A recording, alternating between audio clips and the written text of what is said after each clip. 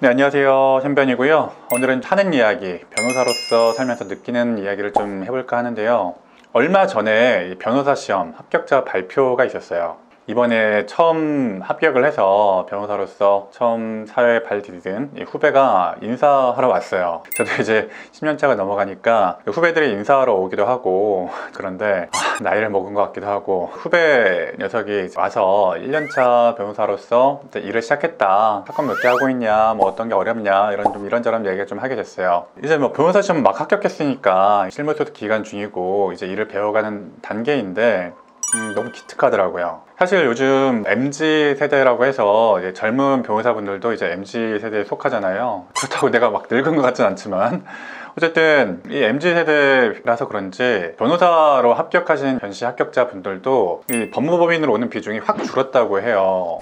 저희 때만 해도 저희 때라고 자꾸 하면 안 되는데, 어쨌건 저희 때 같은 경우에는 당연히 변호사 자격증을 따게 되면은 로펌에 와서 재판을 배우고 이제 송무를 하면서 재판을 많이 하는 그런 변호사가 되는 것이 꿈이었는데, 요즘 같은 경우에는 이제 변호사 자격증을 취득한 다음에 법무법인이나 로펌으로 오지 않고 회사나 공직이나 그런 쪽으로 발길을 돌리는 그런 변호사들도 많다고 해요. 왜냐하면은 송무는 힘드니까, 재판이 많이 힘들고 당연하게도 이제 그 힘든 기간을 좀 거쳐야만이 이제 변호사로서 조금 더 성장하는 그런 게 있는데, 요즘 같은 경우에는 그 재판에 많이 나가는 것을 꺼려하고 야근도 많고 워라밸도 좋지 않기 때문에 급여가 좀 낮다고 하더라도 회사나 이제 공직에 가는 것을 더 선호한다고 해요. 사실상 이제 변호사 중에서 송무하는 변호사들이 가장 힘들죠. 자문 빼고. 자문하는 변호사들, 특히 뭐 M&A나 외국계 회사와의 어떤 자문을 하는 변호사들이 워라밸은 제일 안 좋을 거예요. 자다가도 전화 받아야 되고. 그 다음 아마 송무하는 변호사들일 텐데, 이렇게 송무나 재판을 하는 변호사가 되는 것을 그렇게 선호하지 않는다고 해서 조금 충격을 받긴 했어요.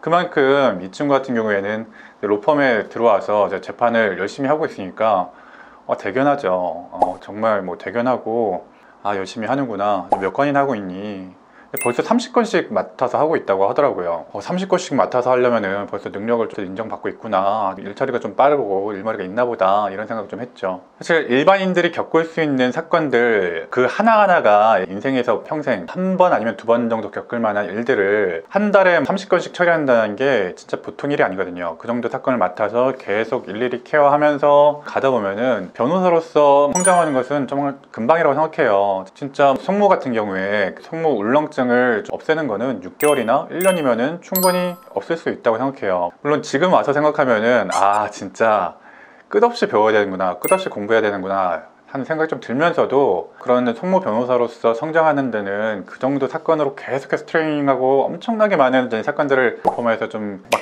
때려 박으니까 너도 그런 송무에 대해서 걱정할 필요가 없다, 뭐 그런 얘기를 좀 해줬고요. 변호사가 전문적인 자격을 갖고 있기도 하고 법의 선을 잘 알다 보니까 또 반대로 법의 선을 넘을 수도 있고 안 넘을 수도 있고, 그런 애매한 그 부분에 대해서 유혹을 많이 받기도 합니다. 선을 넘게 되면은 훨씬 더 많은 리워드가 있죠. 돈이라든가 명성이라든가 받을 수 있는 유혹을 어떻게 견뎌내고 어떤 게 유혹이고 어떻게 그 유혹에 대처를 해야 되는지에 대해서 좀 설명했어요. 그 선을 넘게 되면은 많은 리워드를 줄 것 같이 유혹하는 사람들이 많을 것이다. 그런데 그 선을 넘을지 말지는 선택이지만 생각보다 그 리워드란 게 보잘것없을 수도 있다.